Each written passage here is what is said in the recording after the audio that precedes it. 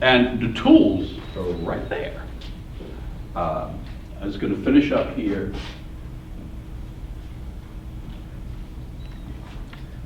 I just want to touch on, so again, in constructing an assumption, I can place the assumption here. I can, if there's an inference that, if we use the Vicky example, right? And you say, well, maybe I was going to continue, maybe my conclusion was going to be Vicky was on the phone. So again, we're going down the words, right? My conclusion is going to be Vicky is on the phone, yes? Okay? But the facts I give you are, we all heard the phone ring. We all saw Vicky's name. And then I said, well, what I infer is I'm going to hear Vicky's voice. That's my inference, right? And therefore, it's Vicky. If I don't hear Vicky's voice, who was not on the phone? Vicky.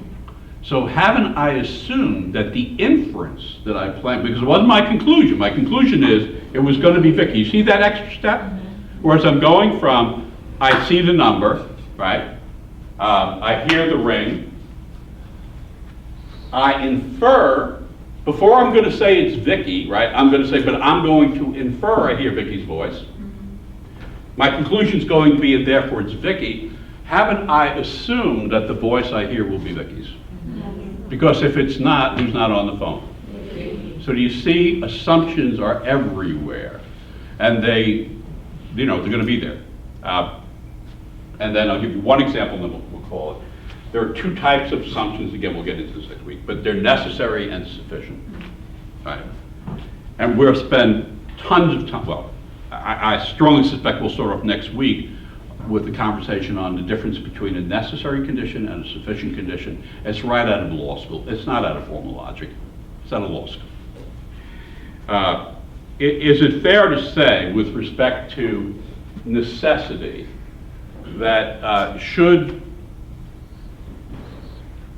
Joe Biden prevail in the Democratic primary process and be the Democratic nominee, is it fair to say that it is necessary condition for Joe Biden to pick a vice presidential candidate?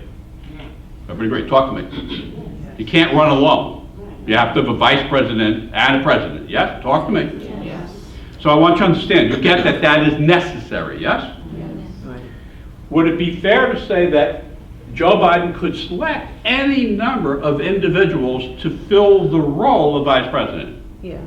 So if Joe Biden wanted to choose Elizabeth Warren, he could do that, yes? Right. And if he chose Elizabeth Warren, it would be sufficient. Yes. Right. Ticket would be complete, right? Yes. But he doesn't have to do that. What if Joe Biden chose Amy Klobuchar?